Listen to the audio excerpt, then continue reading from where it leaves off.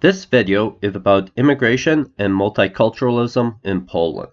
In 2015, the year that the conservative PiS government came into power, we issued 65,000 work permits to economic migrants from foreign countries. A year later, we doubled this number to 127,000. And we doubled it again the next year. And it doubled again the next year. In 2019, we issued over 400,000 work permits. And in 2020, 500,000. For the past 5 years in a row, Poland have led the EU in issuing residence permits to non-EU persons. In 2021, Poland issued almost 1 million residence permits, which is almost a third of all residence permits issued by the entire EU. 75% of these residency permits were given to Ukrainians. In comparison, Germany issued under 200,000 residence permits in the same year. As a warning, the figures in this video aren't going to be directly comparable to each other. Sometimes I'll be talking about work permits, sometimes residency permits, sometimes economic migrants. These can differ slightly. Here are the data for the first half of 2022. 16,000 economic migrants from India, 15,000 Uzbeks, 10,000 Filipinos. This huge amount of economic migration is not a consequence of Russia's invasion of Ukraine. Here you can see enrollment of foreigners in ZUS, Poland's worker insurance program. The white lines are citizens of Ukraine, the solid blue is other foreigners. Poland's conservative government got in power in 2015, right here, on a platform partially based on not accepting Muslim refugees. As you can see, there have been a massive increase in economic migrants to Poland. Why? Well, I'll try to explain that. So, what did the situation look like in Poland? Here's an article from a small local newspaper in the Podhala region in southern Poland, probably close to 100% Polish, only a few years ago, which explains the situation in their area. Filipinos, Nepalese, Kenyans, several thousand employees from distant corners of the world already work in Podhala. They work in hotels and factories. They do the hardest work, the kind that Poles are not interested in at all. They do not complain. They take as many hours as possible. They are happy to work on holidays. They are not demanding. Well, the article talks about some Indians who work at a cabinos factory, earning under $4 US an hour. The article talks about some of the Indian workers, their love-hate relationship with some of the Ukrainians. Then it talks about a Polish girl who works at Biedronka, which is a small store. She said that she no longer bikes to work because of the foreigners. Quote, when it was even warmer, they went there and drank alcohol, mainly Ukrainians and Turks. That's why I stopped cycling to work. I was afraid to come home at 9 p.m. Indonesia, India, Nepal, Kenya, Ethiopia, Nigeria, Philippines, Turkey, Georgia, Azerbaijan. These are the countries from which immigrants can be found in Podhala. You rarely see them on the streets, because after work they usually come to workers' hotels or rented apartments.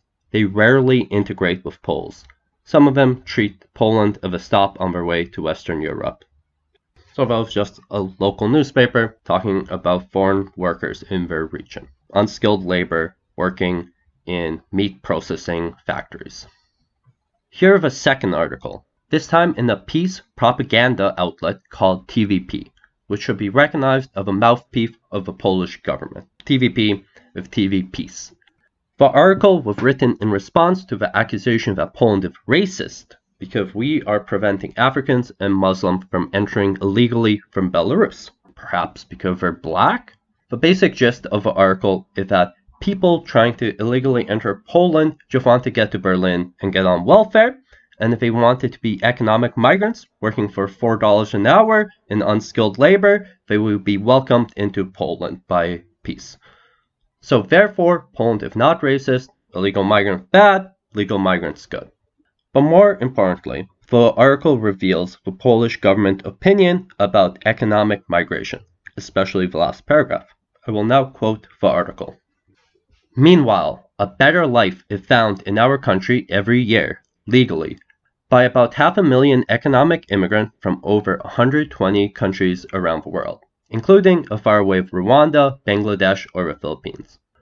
Only in the first half of the year, with the consent of the Polish government, 16,000 people came from India, almost many Uzbeks, about 500 Cubans, Moroccans, Nigerians, and citizens of Uganda. The owners of employment agencies we asked unanimously claimed that Poland, against the backdrop of the entire European Union, is a kind of El Dorado when it comes to granting employment permits. What's more, subsequent amendments to the Act on Foreigners, introduced over a year, facilitate access to our labor market. Citizens of non-EU countries, if they do not perform specialized professions, in practice have no chance of getting a legal work permit from Germany.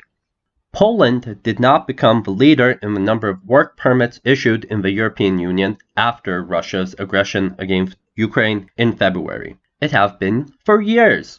In 2015, we issued 65,000 of them. Now, this is what I talked about at the beginning. That's where I got from. It's the peace government gloating about the amount of economic immigrants that are coming into Poland. They're gloating about the increase from 65,000 when they got into power to 500,000 every year now. All right? Tenfold increase. Crazy. Since 2015, the unemployment rate has been falling and employers are forced to look for workers around the world. In addition to Ukrainians and Belarusians, in the first half of 2022, Poland accepted 120,000 people from all over the world. And this means that we legally admitted 666 people every day. Last year, it was 1,380 people a day. Now, the decrease is because of war. People don't want to move to a country right next to a war zone. Every day, we had a small town of immigrants. As much as 86% of all permits are issued for simple works in industrial processing, warehousing, or construction. If we add another 5% in the restaurant and hotel industry, and we count both employed in agriculture and other simple professions, it turns out that in practice, we attract mainly workers without qualifications. For example, in the last 6 months, only 2 doctors were brought to Poland from abroad. The countries of the West select their immigrants and drain third world countries of their intellectual elites, i.e. people who, even in their homelands, did not fare so badly. Poland gives a chance for a normal life to uneducated people who would never have such an opportunity in their homelands, which is not necessarily the best for our economy. Currently, a Polish visa can be obtained without a big problem. The regulations are becoming more and more liberal, and we should be happy about it. When foreigners legally work with us, it is beneficial for the Polish economy. For more so because of our demographic situation, because Polish society is one of the fastest aging in Europe. At the same time, we have the second lowest unemployment rate in the EU, and it is increasingly difficult for our employers to find employees. And this is bad for the economy, because we are developing more slowly than we could. Yeah, so that was an article written by a Polish government shill, right? That is a Polish government perspective. In my opinion, this is PiS's answer to the demographic problem that Poland has. Poland has one of the lowest fertility rates in the world, and in order to address economic problems with this, they will just replace Poles with foreigners, who they assume are fungible with Poles. Okay, third article from money.pl. I won't quote it, but talks about how the Polish government is trying to lower barriers and make it easier for companies to hire foreigners. So we're going to make it even easier for companies to hire foreigners, right? This is what the conservative government is doing right now. So that's Poland now. How about the future? How about an elite institutional liberal perspective? Here's a recent thread by Professor Duszczyk, Professor of Migration and European Integration at the University of Warsaw. Today, the migration scenario for Poland 2030. Generally positive. So, number 1, Poland will consolidate its status as a new immigration state. The percentage of foreigners in the society will be 9 to 10%. This will mean the presence of approximately 3 to 3.5 million foreigners in Poland. The nature of immigration will change. The nature of immigration will change from short-term economic to settlement. This will be the result of a war in Ukraine and the lack of rapid political changes in Belarus. Immigrants will continue to come mainly from Ukraine and Belarus, but immigration from India, Turkey, Uzbekistan, Philippines, Nepal, Kazakhstan, Bangladesh, and China will also increase. Immigration is also likely to increase from Russia, which will be the result of economic problems in the medium term, increasing persecution of citizens, and a decline in importance in the international arena. However, this will be a very selective immigration. Emigration from Poland will not stop, but will be lower than immigration. It will mainly concern people with high qualifications. Competition for them in the world is expected to increase.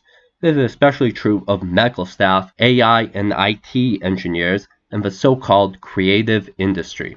It is likely that a separate central office or even a ministry for migration and integration will be established, which will concentrate tasks related to migration and integration policies.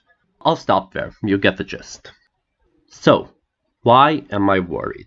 I assume most people watching this video are familiar with the decline of Western white nations due to multiculturalism. So I will just make 3 brief points you might not be aware of.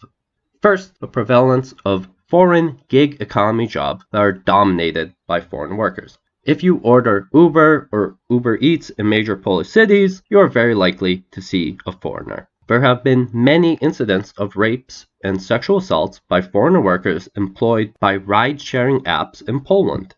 Further, these international companies promote degeneracy in Poland. For example, funding transgender award shows in Warsaw. By the way, the US ambassador gave an award to child transsexual activists at this transgender award show in Warsaw this year. Second is a meta-study in the annual review of political science about ethnic diversity and social trust. They found a statistically significant negative relationship between ethnic diversity and social trust across all studies. As Poland becomes more diverse, social trust will fall, and many of the things we love and take for granted about our country will vanish. The third point is that foreigners are not as loyal to the nation state. For example, here's data about human traffickers of illegal immigrants into Poland. Only 9% of the people are Poles. 91% of the people trafficking illegal immigrants through Poland are foreigners. A homeland is first of all a nation, then a state. Without a nation, there is no state. This is what Roman Dmowski said. Poland is a nation state.